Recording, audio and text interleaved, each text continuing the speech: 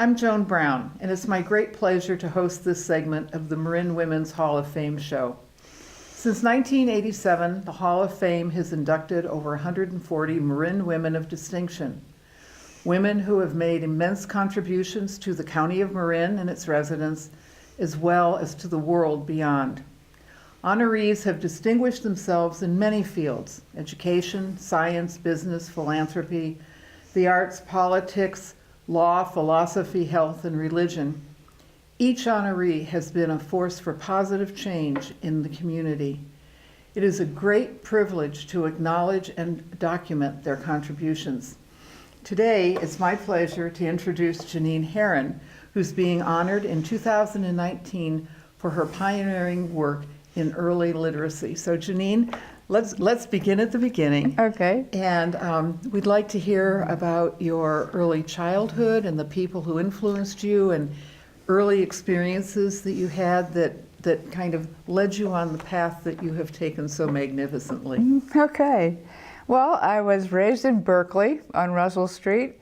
My mother was French. She was a singer. She sang in the French Opera in San Francisco. So from her, we sang a lot together, and I got my love of music, I think, from her.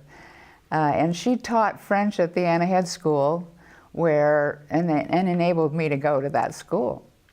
My father was a Midwest Quaker. I think from him, I got a lot of my sense of purpose. He was a pacifist in the First World War. He believed, like many religions do, that we should treat one another the way we want to be treated ourselves.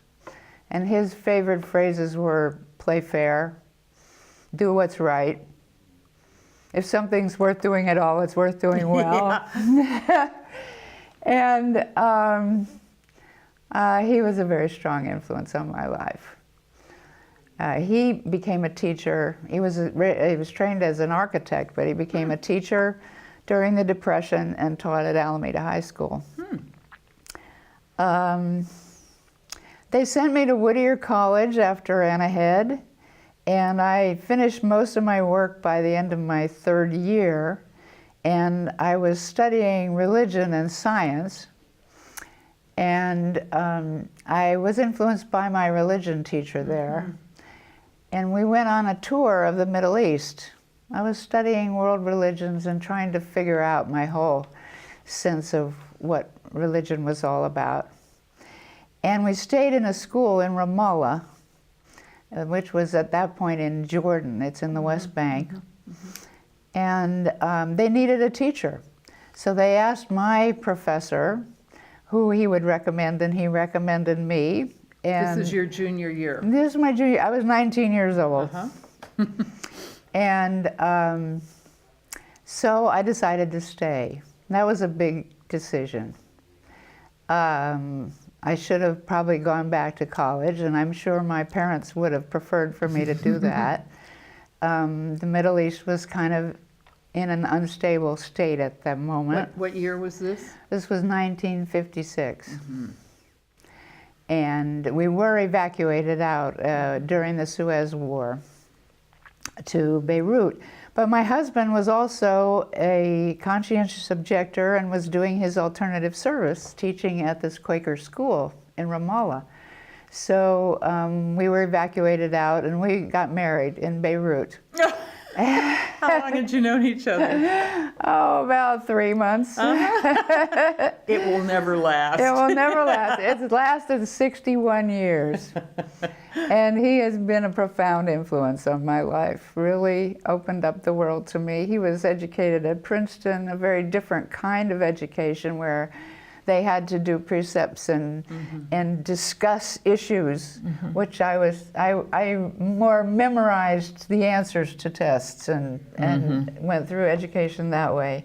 So it was a wonderful influence, and he's a great adventurer and intellect and political activist, and I love him very much.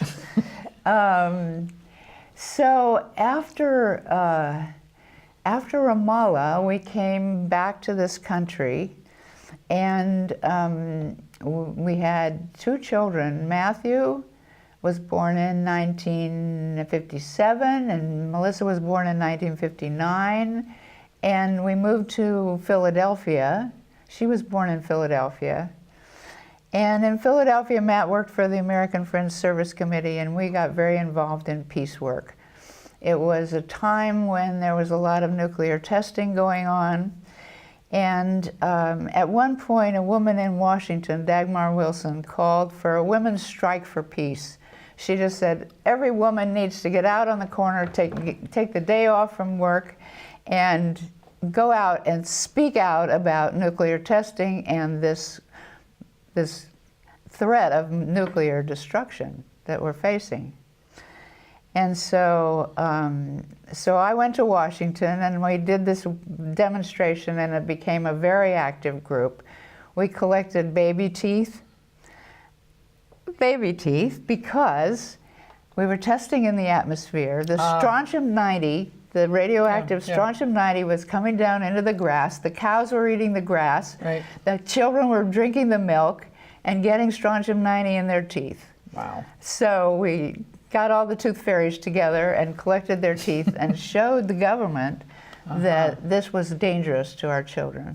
We also went to Geneva and lobbied at the Geneva disarmament conferences, and that was a big deal for me because I wasn't used to speaking in public. I was very shy, and it takes a passion and a purpose to get you out in front of people and saying what you believe. So tell us about how you got to Mississippi and what that's all about. Okay, so one night actually in Philadelphia, I got a call from one of my friends in Women's Strike for Peace, and she was in Jackson, and she said, Jeannine, people from the north need to come down here. A man has just been shot, and we need to show our support for the people who are trying to do something about race relations in the South. And I said, I've got 2 kids, I don't have any money. She said, come. So I flew to Jackson. I walked in Medgar Evers' funeral procession, and I talked to people in Jackson. And the upshot of that was that we collected all our stuff and moved to Jackson 2 or 3 months later. So your husband, was he a photographer then? He was a photographer. He was working for the American Friends Service Committee as a photographer and writer. And so he could transplant that work? Yeah, he was also doing freelance work and beginning to have an agent in New York, Black Star Agency. So when we went south, he was hoping he could do stories about what was happening there. And he put together a team of photographers to document the changes in the South. Right, I've seen those photographs. With the mentorship of Dorothea Lange. So then you started the first Head Start? Yes. We were there for about a year. I worked with SNCC and worked in the photo lab with Julian Bond, and then my children were ready for preschool, and there was nothing available in Mississippi, and I was thinking a lot about the needs of children in Mississippi, and I got together with 2 other people, and we wrote a grant to the brand new Office of Economic Opportunity in Washington, and we got the grant and started the Head Start, the Child Development Group of Mississippi, and eventually we had about 5,000 kids around the state, many different centers. Wow. Yeah. And yours was the first one in Mississippi? In the country. In the whole country? In the whole country, yeah. So 1965. So that infant program became the role model for the whole country. Well, everybody started their own. They had their own models, but we were the first.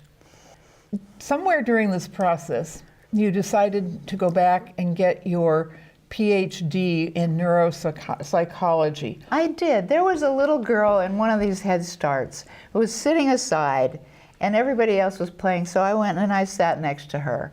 And I said, what do you want to do in Head Start today?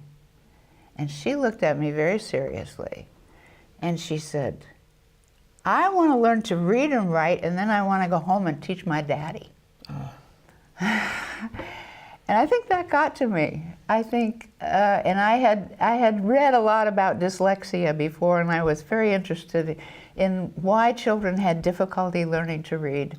And so I decided I need to know more about the brain and how the brain influences this whole process of learning to read. And that's why I went back for my PhD. We moved to New Orleans, and I was accepted into a PhD program at Tulane Medical School. And so that's where I got my PhD. And so you had two little kids. Two you little were kids. working on a PhD. Right. Were you able to be a full-time student / mom, or were you also continuing to work? We were sharing childcare, and it took me 4 years to get through the program. But That seems pretty quick to me. So you also, besides studying children with dyslexia, did some work on left-handed kids? What's that was that later. about? That was later when I got my postdoc at Langley Porter. So I actually finished my PhD at Stanford Research Institute with my mentor, who had moved from Tulane, and was lucky enough to be noticed by Bob Ornstein and David Gallen at Langley Porter, and went to do a postdoc with them. And that's when we did the study of left-handed brain organization in left-handedness, and also in dyslexia. Langley Porter was a very male place, and it was a very competitive place. And it was a psychiatric institute. It was very oriented toward Freud. There was no relationship between the neurology department and the psychiatry department, as if the brain had nothing to do with people's emotional or mental health. And so at one point I went to the head of my department and I said, "What should I do to get ahead here?" And he said, "You got to put on your jock strap, and you got to use your elbows and your heels, and because if you get ahead, somebody else is going to lose." Whoa. And I went to the bathroom and cried. That's what I do too.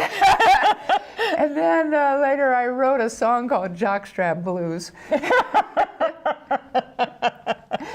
But I eventually left Langley Well, Porter. wait.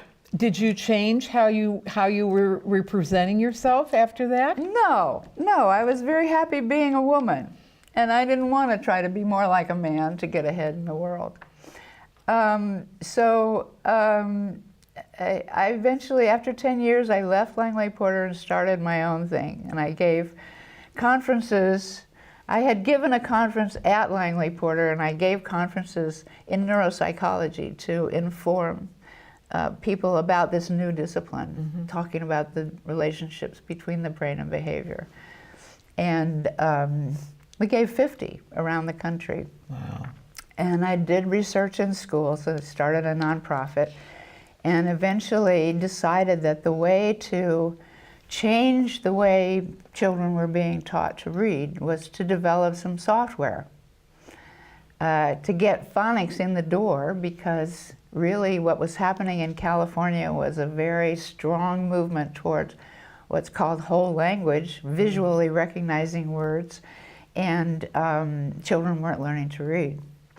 So anyway, that's how I got started in software. I didn't know how to do software, and I linked up with a wonderful mentor, Leslie Grimm, who was a founder of the Learning Company and the mother of Reader Rabbit and Rocky's Boots and a whole lot of those wonderful early software programs.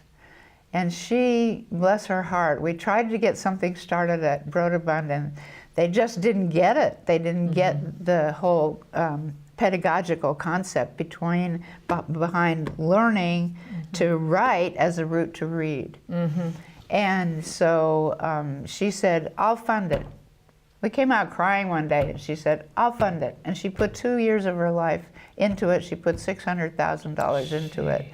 And she was just a blessing to my life. Wow.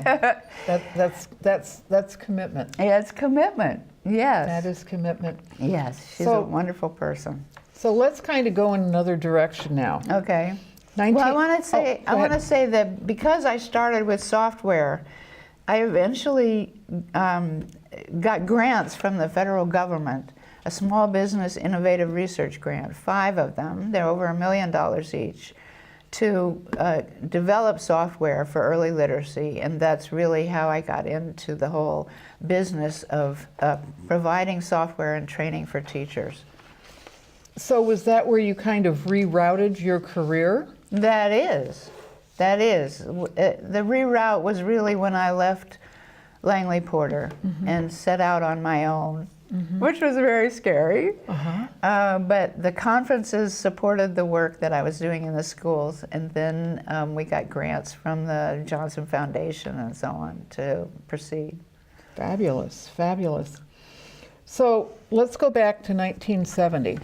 Oh, okay. Which is a pretty significant reroute in your whole life. Yeah. And tell us what you and your family decided to do, Okay. and what the results were, Okay. and what you learned about yourselves as a family, and we just want to hear it all about it. When I was in New Orleans at the Tulane Medical School, and my mentor decided to move to California, he said, I can't support you for another year. I have to go to Stanford Research Institute and get set up. But if you take a year off and come to Stanford, we'll finish the PhD. So we had a year to do something completely different.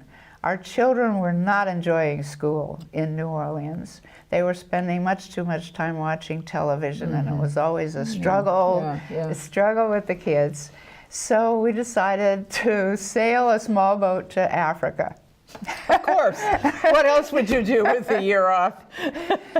How did you pick that destination? Well, partly because of the civil rights movement and because we were interested in the origins of the whole slave trade and so on, and just because it was a very interesting place to go, and other people hadn't gone there with sailboats at all. So how big was your boat, and where did you go? The boat was a 31-foot sloop.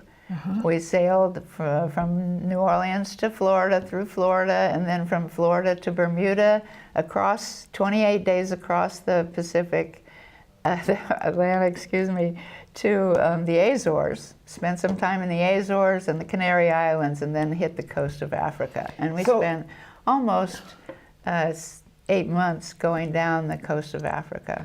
So were you both avid sailors before you took this on? No. My husband had sailed a lot when he was young in Rochester, New York. But I had not sailed, and I got seasick. Of course. But it was an incredible adventure, and we spent a lot of time thinking about how we would educate our kids during this year and a half that we were gone.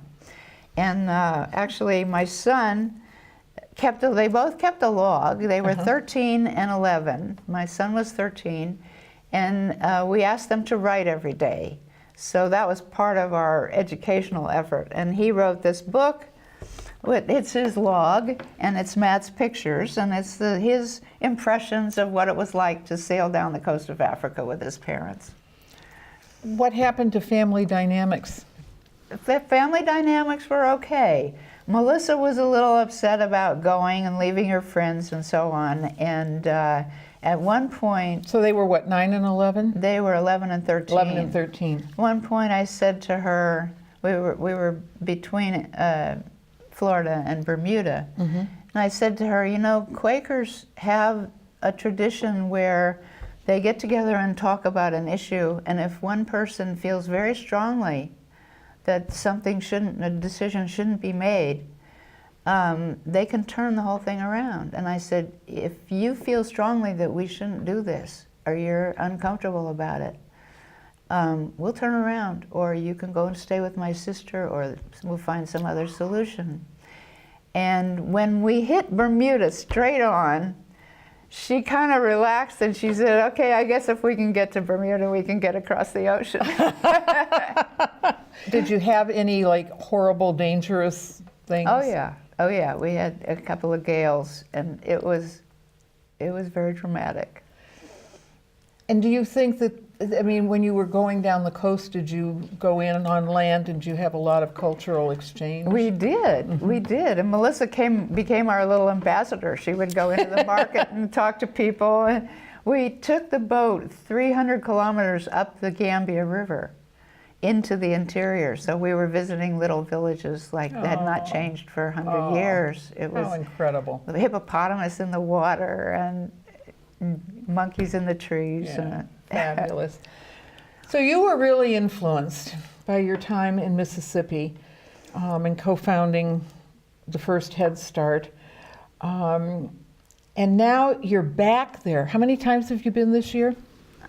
In the last 18 months, I've been about 17 times. Okay. So you're planting seeds for a literacy rights revolution. Tell us quickly about that. It's such an interesting life cycle that here is this college kid, practically, you're down there, and here at age 82, you're still working and going strong. Yes. And you've got this huge commitment on the other side of the country. Yeah, I know. So, well, you know, I feel like my roots began in Mississippi. I really got this commitment to reading and to literacy. And Mississippi needs help. Mississippi is doing its best with literacy, but not well enough. And one of the problems about literacy is not just in Mississippi, it's nationwide. We are 23rd among nations in literacy. That's shocking, isn't it? In America. It's very shocking. 2/3 of our kids cannot read proficiently. And it's partly because of the way that we teach reading. And it's the way teachers are prepared at the university level. What we need to change about the instruction of reading is to show children what they're doing with their mouth when they say a word. So if we talk about just phonemes as sounds that they need to hear, there's not a very good way to define that. But if we talk about them as speech bits, that each word is made up of a bit of speech, it's very concrete. You're doing it with your mouth. If you say p, you're putting your lips together and you're popping the air out. So you can talk about that with children, and you can change p to to d, and so on, and get them to realize that when they're saying words, they're making, each word is a linked bunch of speech bits. And those speech bits are represented by the alphabet. And those people long ago who invented the alphabet, they invented it in order to make speech visible. They got it. Make speech visible. So tell us this other book. Really, speech is the foundation of reading. And what we have to do is make sure that children get that. They have to reorganize their speech centers in the left side of their brain, which are already there, to consider words as speech bits rather than just as one whole sound. And the kids who struggle at 3rd and 4th grade aren't able to do that. They're not able to break a word into its sounds and speech bits. Your story is so rich and has so many accomplishments, and you know, it's just fascinating. You've made such contributions. What do you see that your legacy is, and what it's impacted most? Well, the software has been used by more than 500,000 children around the world, in every state, every province in Canada, about 30 different countries. It has voiceover help in 9 different languages, so it's being used with ESL kids as well. And it teaches kids to use the keyboard. So this finger says f, this finger says ah, this finger says, so they're typing out words and phrases and sentences to dictation, so they have to think of what the words are and spell them out. the reason that I'm going back to Mississippi and giving away the software is because it makes it very easy for volunteers to use it and for other people. So that's really my mission at the moment, and what I want to leave as a legacy to the world. I can't start another software project, but we have 3 different pieces of software from preschool to 3rd grade, including spelling rules and so on. So Mississippi has been a call to me, and what I want to do is spread that as much as I can. If my work in Mississippi is successful, if I can call for a civil rights literacy revolution. I did a keynote speech to 500 people in Biloxi last summer, and at the end I had them singing, "We shall all be literate. We shall all be literate." Have you done anything at the college level in teaching teachers? Not teaching teachers at the college level, but I do a lot of workshops for teachers at the school level. Besides the literacy, I'm really interested in the evolution of the brain, because as we began as human beings to talk, we programmed areas into the brain that are all set for speaking here, for comprehending here, big pathways between them. But there's no place for reading and writing because it's so new. So reading and writing are really influenced by the way the instruction happens. And so that's evolving. And the frontal lobes of the brain are the newest part of our brain, and where we learn to pay attention to interactions between people, paying attention to things, to considering the future and considering the future of our actions. And we need to pay more attention to how to instruct children in those things, because that part of the brain is really developing.